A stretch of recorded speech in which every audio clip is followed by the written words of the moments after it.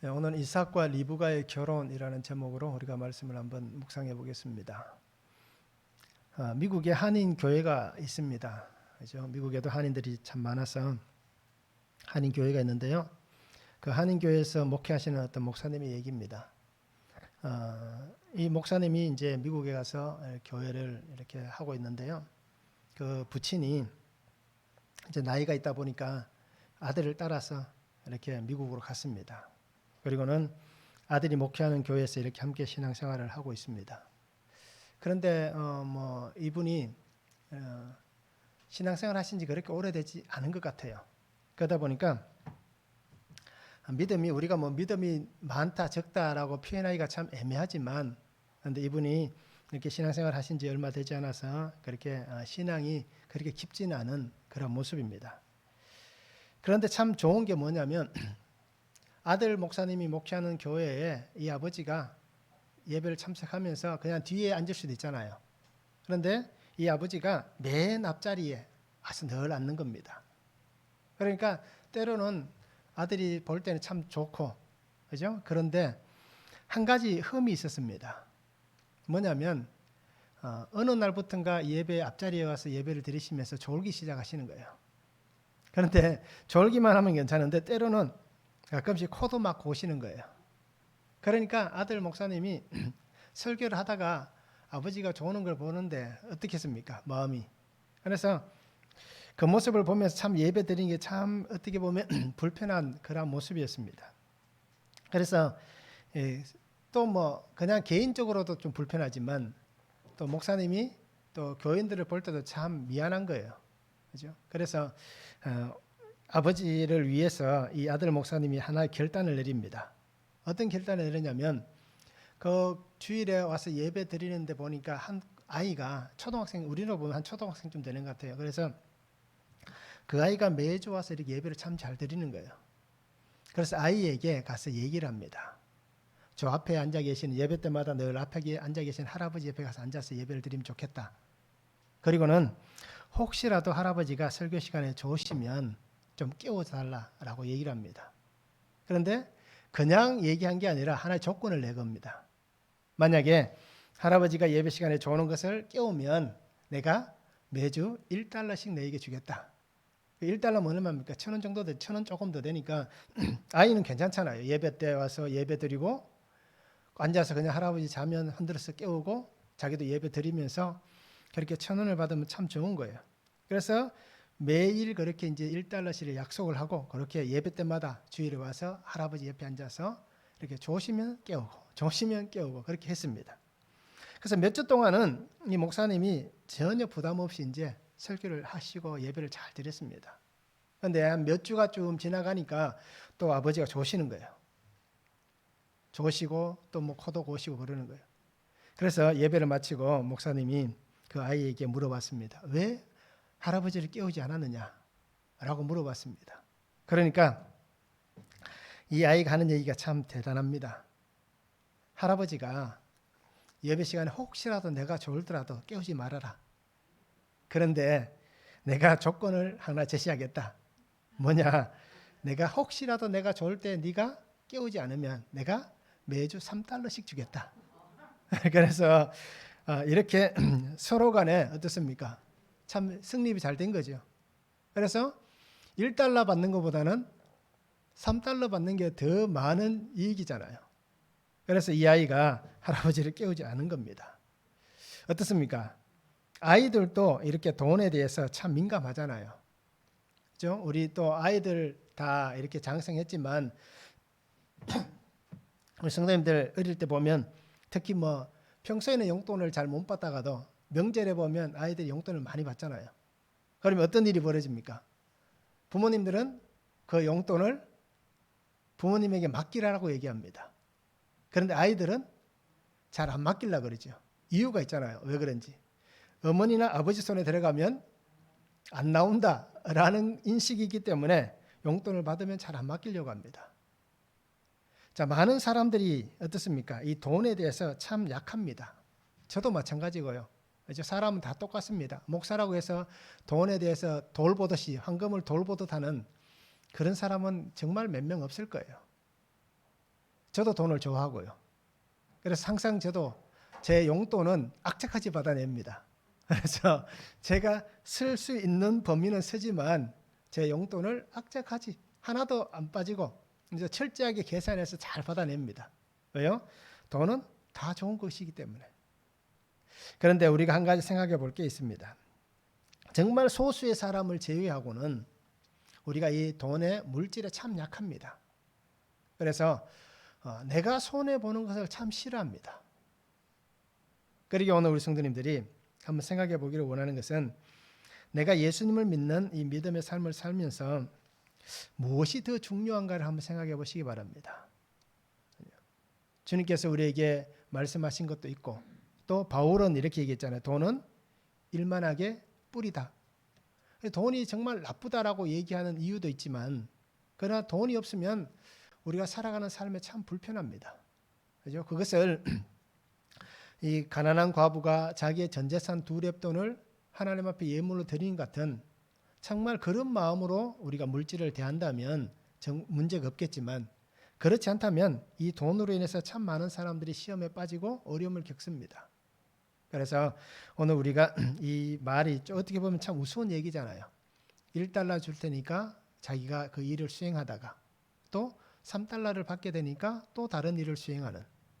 그래서 우리가 믿음 안에 살아가면서 내가 그리스도인으로서 예수 믿는 사람으로서 무엇이 더 중요한가를 우리가 분명히 생각하시면서 그렇게 우리가 신앙의 아름다운 길을 걸어갔으면 참 좋겠습니다.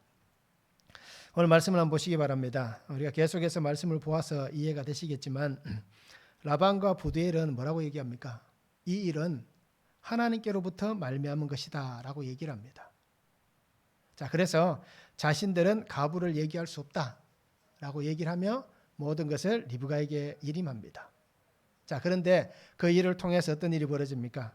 이 아브라함의 종은 하루만 유숙하고 그 다음날 이제 우리가 떠나고자 합니다. 800km를 간다는 것은 이 당시에는 요즘 또 자동차를 가져가도 그렇잖아요.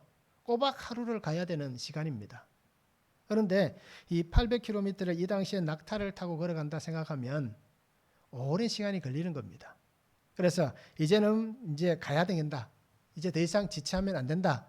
라고 얘기해서 떠나려고 합니다.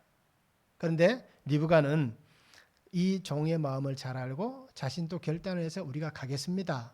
라고 그렇게 고백을 하고 있습니다. 그리고는 네게브 지역까지 내려오게 되고 그러니까 지금 이스라엘의 남쪽 지역입니다. 까지 내려오게 되고 그리고 그곳에서 이렇게 이삭을 만나고 이삭은 이 아내 리브가를 통해서 굉장히 위로를 얻었다라고 오늘 성경은 말씀합니다.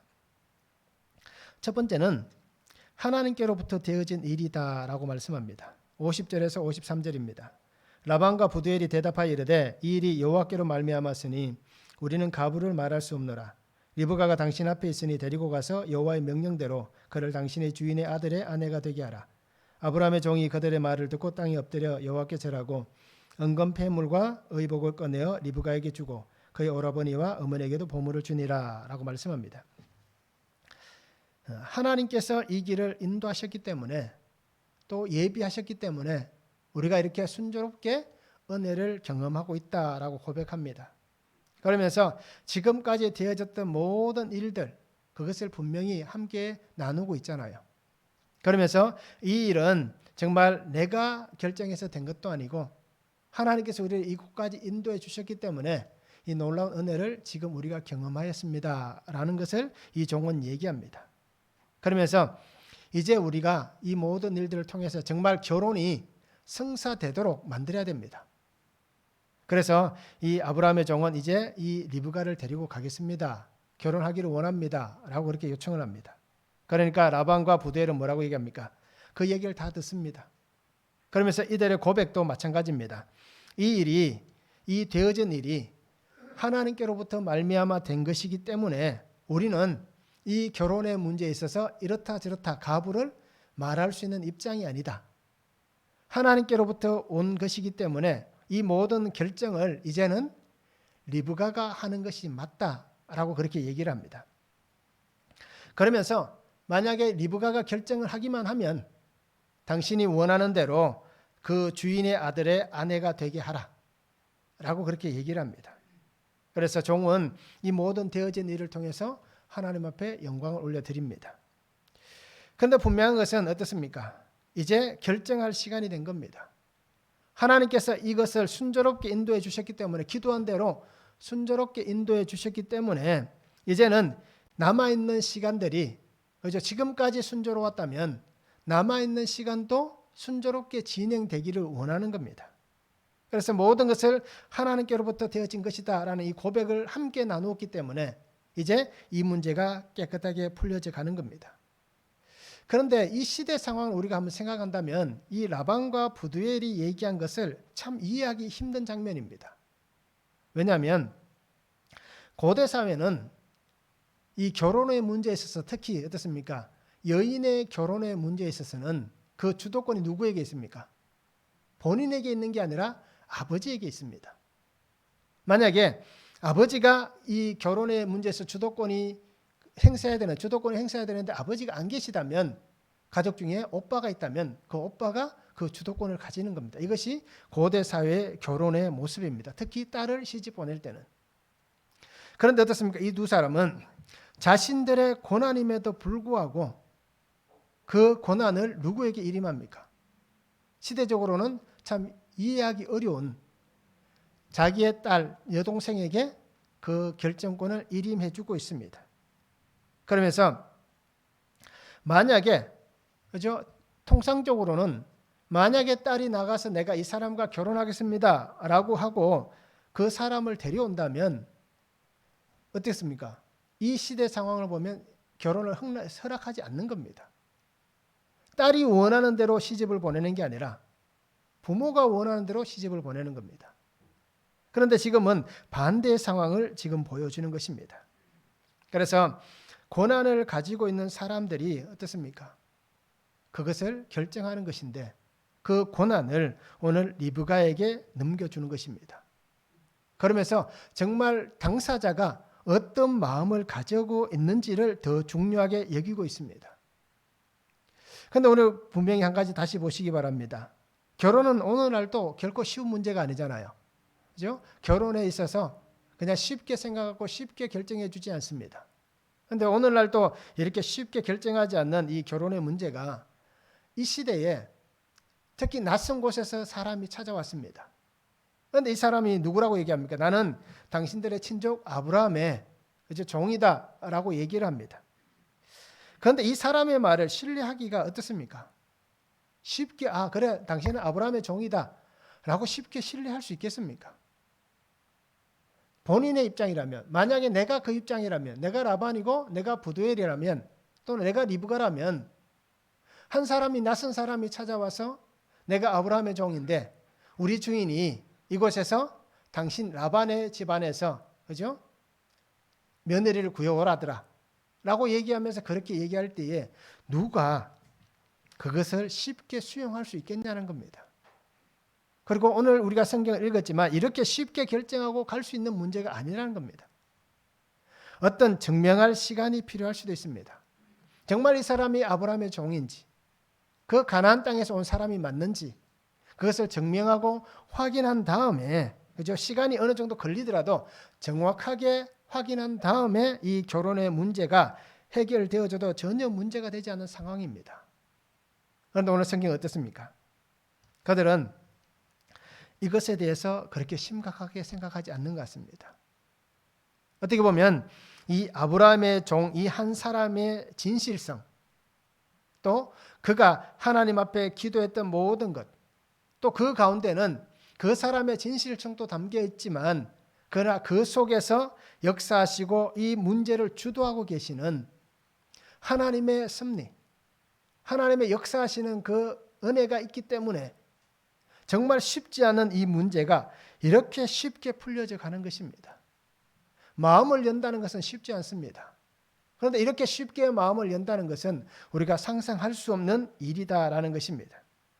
그러기에 모든 것이 하나님께서 섭리하시는 대로, 하나님께서 이끌어 가시는 대로 분명히 이루어져 가고 있음을 우리가 인정할 수밖에 없는 그 모습을 오늘 성경은 우리에게 말씀해 주시고 있습니다. 그러기에 오늘 라반과 부두엘이 얘기하는 것이 어떻게 보면 그들의 신앙의 모습이다라고 우리가 얘기할 수 있는 것이 하나님께로부터 말미암은 일이기 때문에 우리가 이 문제에 대해서 이것은 바르다, 이것은 잘못되었다, 옳고 그름을 얘기할 수 있는 그 모습이 아니다라는 것입니다. 자신들이 판단하고 결정해서 이것을 이렇게 해야 된다라고 주장할 만한 그런 위치가 되지 않는다라는 것입니다. 그러니까 오늘 우리 성도님들이 이것에 대해서 한번 잘 깊이 있게 생각해 보시기 바랍니다. 우리의 삶의 모든 걸음도 마찬가지입니다. 하나님 앞에서 어떤 것을 결정하고 하나님 앞에서 우리가 어떤 길을 걸어갈 때에 나의 옳고 그름으로 이것을 판단하고 걸어가는지, 하나님의 말씀에 의지해서 우리가 그 길을 순종하며 걸어가는지, 이것을 우리가 한번 생각해 보기를 원합니다. 요한복음 7장 17절에 보면 사람이 하나님의 뜻을 행하려 하면 이 교훈이 하나님께로부터 왔는지 내가 스스로 말함인지 알리라 라고 말씀하고 있습니다. 그래서 우리가 어떤 것을 결정해서 얘기할 때에 이것이 정말 하나님께로부터 왔는지 아니면 내가 원해서 하는 것인지를 알 수 있다라고 그렇게 예수님께서 말씀해 주신 겁니다. 어떻게 보면 자신의 옳고 그름은, 이 판단은, 결정은 그 시대의 환경에 따라 변할 수 있습니다. 그 시대가 옳은 것이라면 옳은 것일 수도 있고, 지금은 바른 것인데 그 시대가 잘못되었다라고 얘기하면 그것이 잘못일 수도 있습니다. 그렇게 시대의 상황에 따라서 옳고 그름은 분명히 갈라지는 겁니다. 그런데 이 시대적 상황을 따라서 옳고 그름을 얘기할 수 있는 것이 오늘 우리에게는, 특히 하나님을 믿는 사람들에게는 그것은 불필요하다라고 말씀하고 있습니다. 하나님 앞에서 어리석은 자의 소리일 뿐이다 라고 말씀을 하시는 것입니다. 그러기에 하나님의 뜻에 전적으로 순종하며 따라가는 삶이 되어야 하는 것입니다. 그래서 라반과 부두엘이 얘기한 것이 이 일이 하나님께로부터 되어진 일이기 때문에 라고 얘기하는 것이 어떻게 보면 바른 분별력을 가지고 바르게 보고 바르게 들었다라는 얘기입니다. 아브라함의 종이 얘기한 그 모든 것을 제대로 들었다는 겁니다.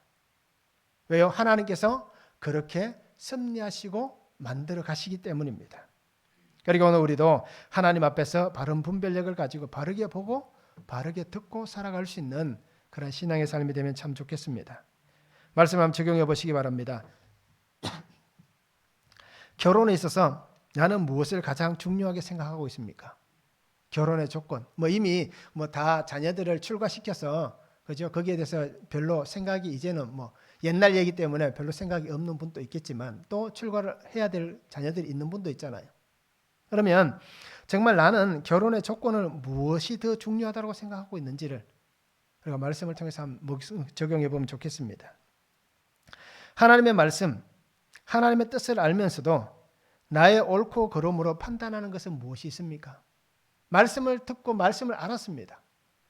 그럼에도 불구하고 내 옳고 그름 때문에 이것을 판단하고 결정해 가는 그런 것들은 무엇이 있는지 우리가 말씀을 한번 적용해 보면 좋겠습니다. 두 번째는 리브가가 결단합니다. 54절에서 60절에 말씀합니다. 이에 그들 곧 종과 동행자들이 먹고 마시고 유숙하고 아침에 일어나서 그가 이르되 나를 보내어 내 주인에게로 돌아가게 하소서. 리브가의 오라버니와 그의 어머니가 이르되 이 아이로 하여금 며칠 또는 열흘을 우리와 함께 머물게 하라. 그 후에 그가 갈 것이니라. 그 사람이 그들에게 이르되 나를 만류하지 마소서. 여호와께서 내게 형통한 길을 주셨으니 나를 보내어 내 주인에게로 돌아가게 하소서. 그들이 이르되 우리가 소녀를 불러 그에게 물으리라 하고 리브가를 불러 그에게 이르되 내가 이 사람과 함께 가려느냐. 그가 대답하되 가겠나이다. 그들이 그 누이 리브가와 그의 유모와 아브라함의 종과 그 동행자들을 보내며 리브가에게 축복하여 이르되 우리 누이여 너는 천만인의 어머니가 될지어다. 내 시로 그 원수의 성문을 얻게 할지어다 말씀합니다. 순조롭게 일이 진행되는 것 같습니다. 그래서 이제 하루를 유숙한 그 종과 그 일행들이 이제 길을 떠나려고 합니다. 그런데 리브가의 어머니와 오라버니가 어떻게 합니까? 며칠만 더 있다 갔으면 좋겠다. 그죠? 열흘만 더 있다 갔으면 좋겠다라고 얘기를 합니다. 자, 어떻게 보면 참 우리가 쉽게 이해할 수 있는 부분이잖아요. 요즘 또 멀리 장가를 보내거나 시집을 보내면 어떻습니까? 섭섭하잖아요. 그죠? 출가하게 되면 섭섭해하고 또는 뭐 가까이 있어서 요즘은 뭐 이렇게 수단이 좋아서 자주 만나고 또 자주 보고 대화를 나눌 수 있는데도 아쉬워하는데 이 당시는 어떻습니까? 한번 가면 그저 평생을 못 올 수도 있습니다. 그런데 그 거리가 어떻습니까? 800km 이상이 떨어진 거리라면 쉽지 않은 길입니다. 그렇기 때문에 어머니의 입장은 그죠? 오빠보다는 어머니 입장이 참 우리가 어떻게 보면 참 이해가 됩니다. 며칠 또는 열흘이라도 이 아이가 이따가 갔으면 좋겠다라고 얘기를 합니다. 그 헤어짐의 시간을 조금이라도 미루고 어떻게 보면 이 결혼이 갑자기 성사가 된 거잖아요. 준비를 하고 있었다면 그렇게 쉽게 허락해주고 보낼 수 있는데 어느 날 갑자기 자고 일어나니까 결혼해야 된다, 가야 된다 라고 얘기를 하니까 참 받아들이기 힘들었을 거예요. 그 헤어짐은 쉽지 않은 것입니다. 그래서 이 아브라함의 종에게 얘기합니다. 그렇게 얘기합니다. 제발 며칠만 더 있다 갔으면 좋겠습니다. 그런데 종은 또 어떻게 합니까? 자기도 떠나온 시간이 오래됐잖아요. 그러니까 이 기쁨, 어떻게 보면 참 기쁜 소식을 이 소식을 빨리 가서 전하고 그렇죠? 이삭을 위해서 아내를 이렇게 그에게 데려가 주는 것이 그가 해야 될 일이기 때문에 그렇게 또 이 사람도 떠나기를 원합니다. 그래서 더 이상 지체할 수 없다라는 그 말에 어떻습니까? 어머니와 오빠가 그러면 리브가가 하는 대로 합시다. 그죠? 리브가에게 묻습니다. 어떻게 했으면 좋겠느냐? 라고 얘기하니까 리브가는 어떻게 얘기합니까? 가겠습니다. 라고 그렇게 자기가 결정한 대로 얘기를 합니다. 어떻게 보면 참 섭섭할 수도 있는 상황이에요. 야, 지금까지 그렇게 키워놨더니만, 그죠? 한순간에 그렇게 돌아서서 남같이 떠나겠다. 라고 얘기하는 그 모습을 보면 참 섭섭할 수도 있습니다. 그런데 리브가의 마음을 우리가 한번 잘 보시기 바랍니다. 왜 이 여인이 이렇게 결정하고 확고하게 대답을 하는지. 하루 이틀 시간을 보내게 되면 어떻게 일이 벌어질까요? 결정했던 마음이 흐트러질 수 있습니다. 그죠? 한번 먹었던 마음이 또 이렇게 흔들릴 수가 있습니다. 하나님께서 내게 주신 그 길이라면 내가 이 길을 가는 것이 맞다라고 결정을 한 그 순간 행하지 않으면 시간이 지나면 어떤 일이 벌어집니까? 흐지부지해질 수 있습니다. 특히 우리가 하나님 앞에 어떤 것을 헌신할 때에 그 헌신하는 것에 있어서 물질이 아마 굉장히 많은 이 부분에 그렇게 적용될 수 있을 거예요. 아, 이번에 내가 하나님 앞에 이렇게 물질로 결정했다라고 마음을 잡고 헌신을 하려고 했다가 하루 이틀 시간을 보내다 보면 어떤 일이 벌어집니까? 이게 너무 많은데. 아, 이거면 우리 집안의 가정에 어떤 일을 할 수 있는데. 또 이 정도면 내가 누군가를 도와줄 수도 있는데. 그런데 그것은 어떻습니까? 다 자신의 핑계에 불과하다는 겁니다. 이렇듯 리브가의 마음도 마찬가지였을 겁니다. 시간을 보내게 되면 지금 결단해서 가지 않으면 자기가 떠나가는 것이 결코 쉽지 않겠다라고 생각했기 때문에 그가 과감하게 그렇게 결정을 하는 것을 볼 수 있습니다. 그리고 이렇게 결정할 수 있는 이유도 분명히 있습니다. 하나님께서 이 길을 이렇게 인도하셨기 때문에 그리고 하나님의 섭리하시는 그 은혜를 함께 들었기 때문에 함께 깨달았기 때문에 그리고 이 결혼은 우리가 일반적으로 진행하던 결혼과 다르게 하나님께서 이렇게 준비하시고 그 은혜 가운데로 인도하여 주신 결혼이기 때문에 하나님께서 그것을 원하신다면 내가 즉시 순종하는 것이 이 결단을 가지고 지금 가는 것이 맞다라고 그가 결정을 내린 것입니다. 갈등을 할 수 있습니다. 그렇죠? 갈등은 충분히 일어날 수 있습니다. 그런데 갈등은 하나님의 말씀, 하나님의 뜻을 깨닫기 전에는 그것을 생각해 볼 수도 있고 또 그것을 생각하며 갈등할 수도 있습니다. 그런데 결정을 한다는 것은 이제 하나님의 뜻을 알았고 하나님의 말씀을 알았다면 그것은 바로 지체하지 않고 즉각 순종하는 것이 하나님 앞에서의 온전한 믿음의 삶이다라는 것입니다. 사사기 11장 36절에 보면 입다와 그 딸의 얘기가 나옵니다. 딸이 그에게 이르되 나의 아버지여 아버지께서 여호와를 향하여 입을 여셨으니 아버지 입에서 낸 말씀대로 내게 행하소서. 이는 여호와께서 아버지를 위하여 아버지의 대적 암몬 자손에게 원수를 갚으셨음이니이다 라고 말씀합니다. 어떤 일이 있었냐면 입다가 암몬과의 전쟁터에 나갑니다. 그런데 입다가 뭐라고 하나님 앞에 기도하냐면 만약 하나님이 이 암몬과의 전쟁에서 승리하게 하신다면, 승리해서 내가 집으로 평안히 돌아간다면 우리 집에서 제일 먼저 나오는 사람, 아니면 내가 가서 그 자리에 갈 때 가장 먼저 나와서 맞아주는 그 사람 있다면 내가 하나님께 드리겠습니다. 이건 잘못된 기도였습니다. 하나님이 원치 않는 기도였습니다. 그런데 어떤 일이 벌어집니까?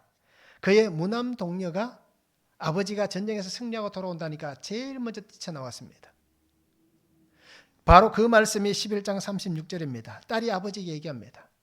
아버지께서 하나님에게 그렇게 기도했기 때문에 이것이 어떻게 보면 부당하지만 그런데 아버지께서 그렇게 하셨기 때문에 그 말씀대로 이제 행해야 됩니다. 이 딸의 결정입니다.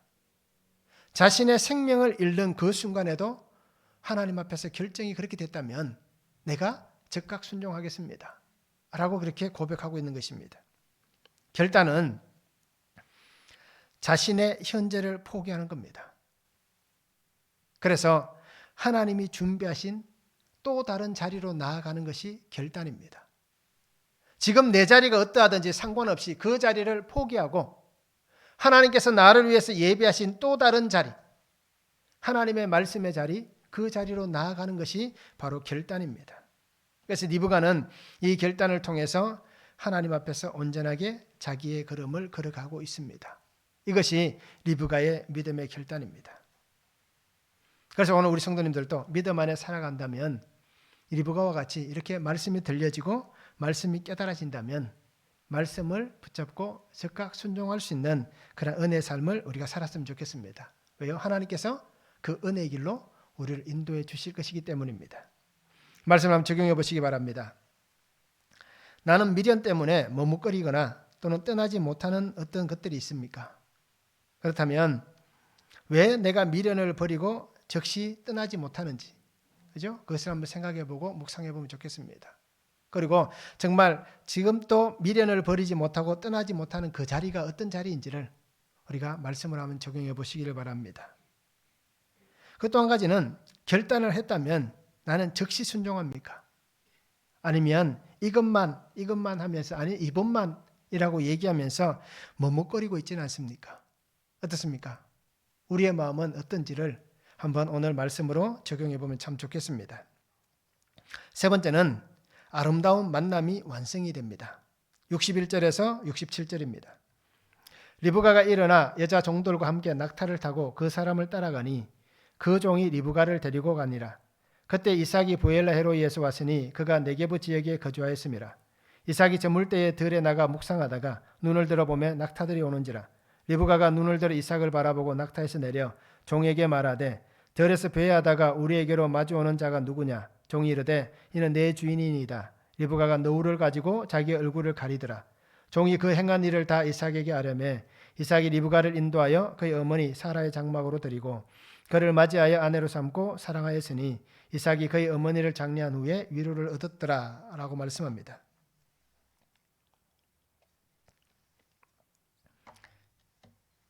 예, 800km가 넘는 먼 길을 떠나서 네게브 지역에 옵니다. 부엘라 헤로이가 있는 그 네게브 지역에 옵니다. 이 네게브란 말은 메마르다, 거칠다는 뜻이 있습니다. 그래서 우리가 알듯이 유다 광야라고 얘기하잖아요, 성경에. 이 유다 광야가 바로 이 네게브 지역입니다. 그래서 예루살렘 아래쪽, 남쪽입니다. 그래서 이 땅은 굉장히 거칠고 메마른 땅입니다. 그런데 이삭은 이 거칠고 메마른 땅에 살고 있으면서도 어떻습니까? 그의 삶이 하나님을 묵상하는 삶입니다. 기도하는 삶이고 그리고 하나님의 그 말씀을 잘 붙잡고 가는 삶입니다. 그래서 부엘라 헤로이에서 왔다라고 표현하는 것은 이 부엘라 헤로이는 하나님의 감찰하시는 그 은혜가 있다라는 뜻이잖아요. 감찰하시는 하나님, 그런 뜻이 있습니다. 그래서 그의 삶을 날마다 하나님 앞에 있는, 그래서 그 삶의 환경은 거칠고 때로는 메마르고 때로는 참 어려움이 있는 그 자리지만 자신을 감찰하시며 도와주시는 그 하나님과 동행하고 있는 그러한 이삭의 삶의 모습입니다. 그래서 그가 기도하고 있고 또 하나님의 말씀을 의지하고 있고 또 하나님 앞에 있는 그런 삶을 우리에게 분명히 보여줍니다. 그래서 오늘 이 리브가가 이삭이 있는 모습을 발견합니다.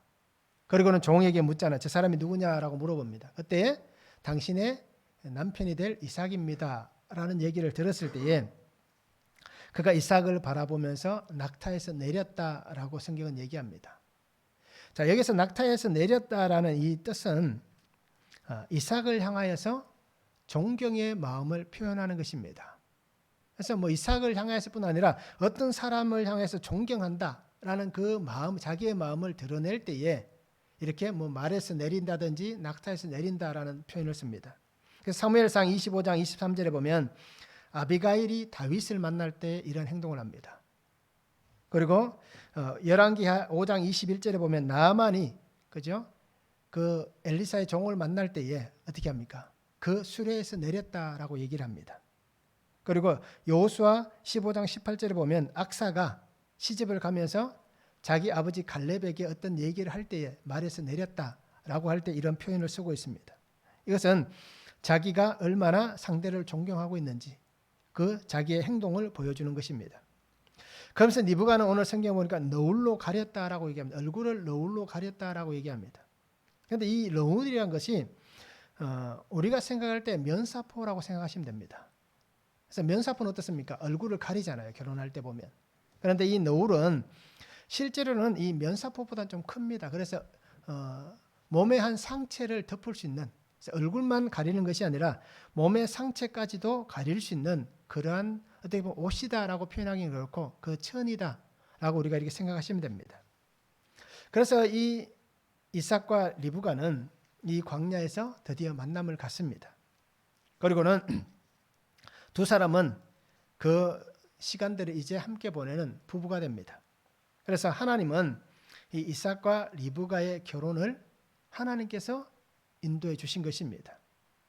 하나님은 이 이삭을 통해서 흘러갈 구속사, 아브라함으로부터 시작되어진 어떻게 보면 그 이전부터지만 아브라함 아버지로부터 시작된 이 구속사가 이스마엘에게 흘러가지도 않고 이삭에게 흘러갑니다. 그리고 또 나중에 어떻습니까? 아브라함이 첩을 얻고 나서 또 다른 아들들이 생겨나잖아요. 그런데 그들에게도 생겨나지 않습니다. 하나님께서 원하시는 이 구속의 역사, 예수 그리스도께서 오실 그 길을 바로 이 이삭과 리브가를 통해서 하나님은 그 구속의 역사를 흘러가게 하십니다. 그래서 하나님은 이 결혼, 이 짝지어 주신 것은 바로 하나님의 은혜의 만남입니다. 그리고 하나님 안에서 시작되는 은혜입니다. 두 사람이 다른 환경에서 만났지만 그것은 하나님께서 예비하신 은혜였고 또 이렇게 두 사람이 같은 환경 안에 이제 시작하는 것, 이것이 바로 은혜의 새로운 시작이다라는 것입니다. 창세기 2장 18절에 보면 여호와 하나님이 이르시되 사람이 혼자 사는 것이 좋지 아니하니 내가 그를 위하여 돕는 배필을 지으리라 라고 말씀합니다. 이와 같이 하나님은 이 이삭과 리브가의 결혼은 어떻게 보면 서로가 돕는 배필이 되게 합니다. 오늘 성경 마지막 부분에 뭐라고 얘기합니까? 이삭이 그의 어머니를 장례한 후에 위로를 얻었더라 라고 얘기하잖아요. 그러면 이 위로가 이삭에게만 있겠습니까? 리브가도 자기의 가족을 떠나온 그 먼 거리, 그러면 혼자 와서 이 낯선 땅에 있으면 어떻습니까? 그도 쉽지 않은 삶을 살아가는 거예요.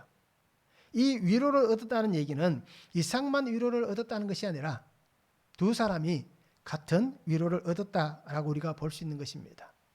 그래서 하나님은 이 결혼은 하나님을 믿는 그 믿음 안에서 이루어 주신 것입니다. 그리고 하나님의 인도하심 속에 하나님의 역사하신 그 섭리 가운데 일어난 하나님께서 세우신 신결혼입니다. 믿음의 결혼입니다. 그리고 오늘 우리 성도님들이 믿음으로 만나고 믿음으로 함께 하나님의 나라를 세워가는 그러한 믿음이 아름다운 가정을 이루는 것이 바로 결혼입니다. 그래서 오늘 우리가 한 가지 잘 생각해야 되는 것은 결혼의 목적은, 그죠? 우리가 인생을 사는 목적, 앞에 있는 인생의 목적은이라고 나와 있는 것과 똑같습니다. 결혼의 목적은 행복이 아니라 거룩입니다. 행복을 따라가다 보면 어떤 일이 벌어집니까?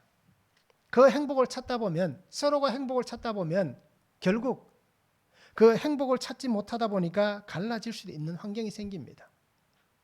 내가 행복해야 되기 때문에, 너와 함께 있는 시간은 나는 행복하지 않다라고 여기는 순간 모든 관계가 깨어지는 겁니다. 그런데 오늘 결혼의 목적이 행복이 아닌, 그죠? 이 거룩함이 있다는 것은 하나님께서 우리에게 주신 그 은혜를 함께 나눌 수가 있는 것입니다. 거룩에 있는 사람은 하나님의 나라를 세워가는 겁니다. 구속의 역사를 세워가는 것입니다. 그리고 그것이 정말 하나님이 돕는 배필이 되는 것입니다. 그래서 서로가 위로하는 관계가 될 수가 있는 것입니다.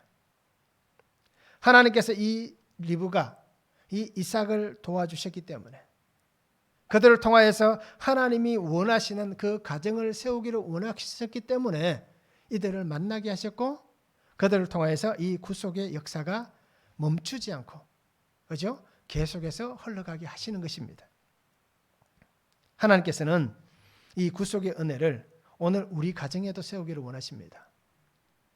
우리가 만난 것이 우연히 만났을 수도 있고, 또는 우리의 만남이 누군가의 소개를 통해서 만났을 수도 있고, 여러 가지 이유를 통해서 우리가 만나고 결혼을 하고 또 지금까지 가정을 꾸리고 살아왔던 모든 삶이 그냥 하나님께서 우리에게 주신 행복을 추구하는 그 삶이 되기를 원하시는 것이 아니라, 하나님은 우리 가정을 통하여서 하나님의 거룩함이 세워지기를 원하고, 그죠? 우리 가문 안에 하나님의 역사하시는 그 은혜가 있는, 하나님의 구속의 은혜가 흘러가는 그러한 가정이 되기를 하나님이 원하시는 것이고, 이 구속의 은혜가 나에게서 멈추는 것이 아니라 우리 자녀들에게도 흘러가고, 그것이 하나님께서 약속하신 그 말씀같이 천대까지 내가 은혜 베풀겠다, 내가 사랑하는 자에게 천대까지 약속하신 그 은혜 주겠다 말씀하시는 이 놀라운 복이 이 구속의 은혜 가운데 흘러가게 하시는 것입니다. 그러기에 우리는 믿음의 결혼이 바로 이 신결혼이 되어야 하는 겁니다. 그래서 오늘 우리 성도님들이 자녀의 결혼을 앞두고 있다면 하나님 앞에서 우리가 이렇게 기도할 수 있기를 원합니다. 아브라함이 기도했던 것 같이 우리가 기도하면서 믿음의 가정들을 세워가시기 바랍니다. 이것이 하나님께서 원하시는 것입니다. 세상에는 더 좋은 게 많을 수 있습니다. 그죠? 더 아름다운 사람이, 더 뛰어난 사람이 더 많이 있을 수도 있습니다. 그런데 우리에게 가장 중요한 것은 혹시라도 그것에 못 미친다 할지라도 하나님과 함께 사는 그 믿음을 아름답게 세워줄 수 있는 부모가 되면 참 좋겠습니다. 그래서 오늘 우리가 이 말씀을 붙잡고 기도하시면서 한번 적용해 보기를 원합니다. 결혼의 목적이, 내가 결혼할 때 목적이 행복이었습니까? 거룩이었습니까? 한번 묵상해 보시기 바랍니다. 나는 정말 신결혼을 했는지, 그죠? 신결혼이 아닌 결혼을 했는지 한번 묵상해 보시기 바랍니다. 그러면서 혹시라도 내가 그러한 내 욕심에 따라서, 그죠? 세상의 가치를 따라서 그렇게 결혼하셨다면 이것도 하나님 앞에서 어떻게 보면 회개할 거리입니다. 그죠? 신앙 안에서 아름다운 가정을 그때 출발하지 못했다면 그것도 하나님 앞에서 어떻게 보면 우리의 잘못입니다.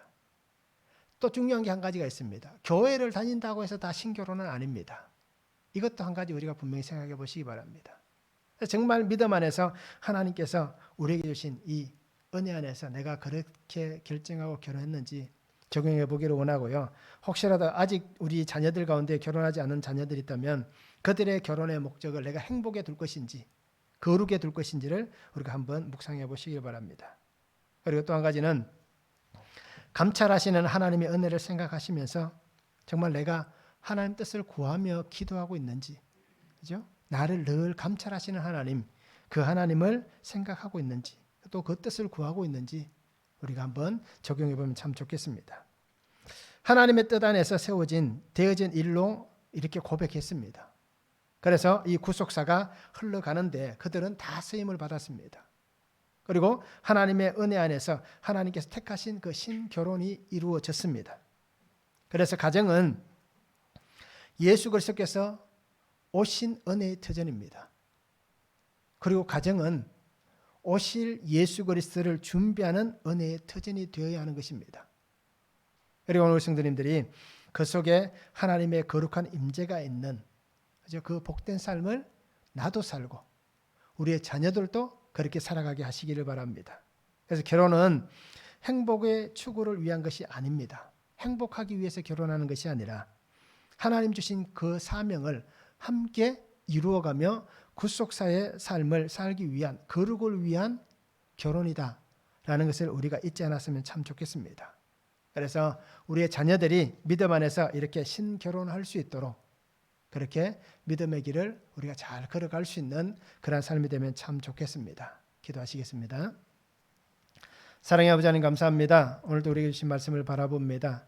주 은혜 안에 살게 하시고 주 능력 안에 살아가는 복 주심에 감사를 드립니다.